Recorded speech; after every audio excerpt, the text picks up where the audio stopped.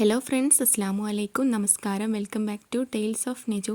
ഇന്നത്തെ റെസിപ്പി ഒരു പഴമയുടെ രുചിയുള്ള ഒരു സ്നാക്കാണ്. അപ്പോൾ നമുക്ക് വീഡിയോയിലേക്ക് പോയി നോക്കിയാലോ.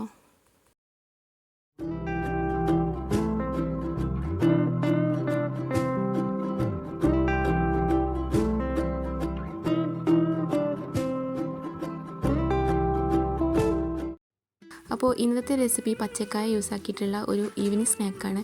പണ്ടത്തെ തലമുറയ്ക്ക് കഴിച്ചിട്ടുണ്ടായിരുന്ന ഒരു സ്നാക്കാണിത്. ഇന്നത്തെ തലമുറ കഴിച്ചിട്ടുണ്ടാവും എന്ന് സംശയമാണ്. ഇതുപോലെ കഴിച്ചിട്ടുള്ളവരുണ്ടെങ്കിൽ ഒന്ന് കമൻറ്റ് ചെയ്യാം കേട്ടോ.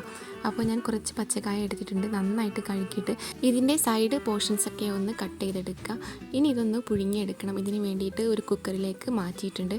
ഇനി ഈ പച്ചക്കായ നമുക്കൊന്ന് പുഴുങ്ങിയെടുക്കാം. ഇതിന് വേണ്ടിയിട്ട് കുക്കറിലേക്ക് പച്ചക്കായ ഇട്ട ശേഷം ഇതിൻ്റെ ഒപ്പത്തിൽ നിൽക്കുന്ന അത്ര വെള്ളം ഒഴിച്ചു കൊടുക്കുക. എന്നിട്ട് 1 ടീസ്പൂൺ ഉപ്പ് ചേർത്ത് കൊടുക്കുക. ഒരു 2-3 വിസിലൊന്ന് വേവിച്ചെടുക്കുക. ഓരോ കുക്കറിൻ്റെ വേവിനനുസരിച്ച് മാറ്റം ഉണ്ടാവും. ഇപ്പോൾ ഇതാ കുക്കായി വന്നിട്ടുണ്ട്. ഇനി ഇതുപോലെ ഇതിൻ്റെ തൊലിയൊക്കെ പെട്ടെന്ന് സെപ്പറേറ്റ് ആയി കിട്ടും. ജസ്റ്റ് ഒന്ന് തട്ടി കൊടുത്താൽ മതി. അപ്പോൾ തന്നെ അതിൻ്റെ തൊലിയൊക്കെ റിമൂവായി കിട്ടും. ഈ ഒരു സ്നാക്ക് നമുക്ക് കുറച്ച് പഴുപ്പായിട്ടുള്ള പഴം കൊണ്ട് ഉണ്ടാക്കിയെടുക്കാം. അപ്പോൾ ഞാനിതാ ഇതുപോലെ എല്ലാത്തിൻ്റെയും തൊലിയൊക്കെ ഒന്ന് കളഞ്ഞെടുക്കുന്നുണ്ട്. എന്നിട്ട് മറ്റൊരു പാത്രത്തിലേക്ക് മാറ്റിയെടുക്കുന്നുണ്ട്. പണ്ടുള്ള ആളുകളൊക്കെ ഉണ്ടാക്കി കഴിച്ചിട്ടുള്ള ഒരു വിഭവമാണിത്. നല്ല ടേസ്റ്റാണ് കേട്ടോ കഴിക്കാനായിട്ട്.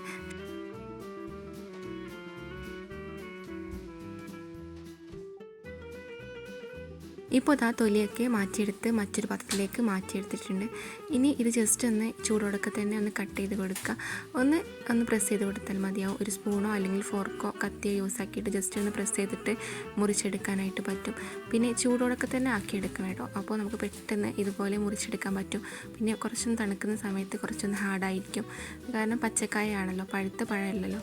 അതുകൊണ്ടാണ് അങ്ങനെ ചെയ്യാനായിട്ട് പറയുന്നത്. അപ്പോൾ എല്ലാം ഇതുപോലെ ഒന്ന് മുറിച്ചെടുക്കുന്നുണ്ട്. പിന്നെ ഈ ഒരു സ്നാക്ക് ഉണ്ടാക്കാനായിട്ട് കുറഞ്ഞ ഇൻഗ്രീഡിയൻസ് മാത്രം മതി. വീട്ടിലുള്ള 4 ചേരുവകൾ ഉണ്ടായാൽ പെട്ടെന്ന് ഉണ്ടാക്കിയെടുക്കാം. അപ്പോൾ ഞാൻ പഴമൊക്കെ കട്ട് ചെയ്ത് വെച്ചിട്ടുണ്ട്. ഇനി ഇതിലേക്ക് ആവശ്യമായിട്ടുള്ളത് തേങ്ങയാണ്. ഒരു അരമുറി തേങ്ങ എടുത്തിട്ടുണ്ട്. അപ്പോൾ അതിൻ്റെ ക്വാണ്ടിറ്റിയൊക്കെ നമുക്കനുസരിച്ച് മാറ്റിയെടുക്കാവുന്നതാണ്. പിന്നെ 3 ശർക്കര എടുത്തിട്ടുണ്ട്. ഇനി തേങ്ങയിലേക്ക് 3-4 ഏലക്കായ ഇട്ട് കൊടുത്തിട്ടുണ്ട്. അതുപോലെ തന്നെ ശർക്കര ജസ്റ്റ് ഒന്ന് ചതച്ചെടുത്തിട്ടുണ്ട്. ഇനി നമുക്കിത് മിക്സിയിലൊന്ന് അരച്ചെടുക്കാനുണ്ട്. പണ്ടത്തെ കാലത്തൊക്കെ ഇത് ഉരലിട്ട് ഇടിച്ചിട്ടാണ് കഴിച്ചിട്ടുള്ളതെന്ന് പറഞ്ഞ് കേട്ടിട്ടുണ്ട്. അപ്പോൾ ഇത് ചെറിയ മിക്സിയുടെ ജാറിലേക്ക് ഇട്ട് കൊടുത്തിട്ട് കുറച്ചായിട്ട് ഇട്ട് കൊടുക്കുക. ആദ്യം കുറച്ച് പഴവും പിന്നെ കുറച്ച് ശർക്കരയും കുറച്ച് തേങ്ങയും കൂടെ ഇട്ട് കൊടുത്തിട്ട് ഇതൊന്ന് അരച്ചെടുക്കാം. നല്ല ഫൈനായിട്ട് അരച്ചെടുക്കേണ്ടതില്ല. കുറച്ചൊന്ന് ഉതിർന്ന് കിട്ടുന്ന പോലെ ഒന്ന് അരച്ചെടുക്കണം. അപ്പോൾ ഞാനിത് അരച്ചെടുത്ത് വന്നിട്ടുണ്ട്.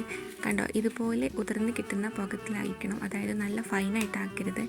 അപ്പോൾ ഇതിൽ കുറച്ച് ശർക്കരയ്ക്ക് ഒന്ന് പൊടിയാതെ വന്നിട്ടുണ്ട്. അപ്പോൾ ജസ്റ്റ് ഒന്ന് മാറ്റിയെടുത്തിട്ട് വീണ്ടും അരക്കുന്നതിലേക്ക് മാറ്റിയെടുക്കുന്നുണ്ട്. പിന്നെ നേരത്തെ കുറച്ച് വലുതാക്കിയിട്ടായിരുന്നു പഴം ഇട്ടിട്ടുണ്ടായിരുന്നത്. അപ്പോൾ കുറച്ചും കൂടെ ഒന്ന് ചെറുതാക്കിയിട്ട് മിക്സിയുടെ ജാറിലിട്ടിട്ട് ബാക്കിയുള്ളതും കൂടെ ഇതുപോലെ തന്നെ ഒന്ന് അരച്ചെടുക്കുക. പിന്നെ നല്ല ടേസ്റ്റാണ് കേട്ടോ കഴിക്കാനായിട്ട്. പച്ചക്കായ യൂസ് ആക്കിയിട്ട് ഉണ്ടാക്കിയാന്ന് ഒരിക്കലും പറയില്ല, അത്രക്കും ടേസ്റ്റാണ്. അപ്പോൾ എല്ലാവരും ഇതൊന്ന് ട്രൈ ആക്കി നോക്കാത്തവരുണ്ടെങ്കിൽ ട്രൈ ആക്കി നോക്കുക. പിന്നെ അതുപോലെ തന്നെ നിങ്ങൾക്ക് വീഡിയോ ഇഷ്ടമാണെങ്കിൽ ലൈക്ക് ചെയ്യുക, അതുപോലെ തന്നെ ഷെയർ ചെയ്യുക. പിന്നെ സബ്സ്ക്രൈബ് ചെയ്യാതെ കാണുന്ന ഏതെങ്കിലും കൂട്ടുകാരുണ്ടെങ്കിൽ ചാനലൊന്ന് സബ്സ്ക്രൈബ് ചെയ്ത് സപ്പോർട്ട് ചെയ്യുക കേട്ടോ. പിന്നെ ഈ ഒരു സ്നാക്ക് നമുക്ക് ലഡുവിൻ്റെയൊക്കെ ഷേപ്പിലായിട്ടും കുട്ടികൾക്കൊക്കെ ആക്കി കൊടുക്കാവുന്നതാണ്. അപ്പോൾ ഇൻഷാ അല്ലാ മറ്റൊരു വീഡിയോ ആയിട്ട് വീണ്ടും വരാം. അതുവരേക്കും ബൈ. Thanks for watching.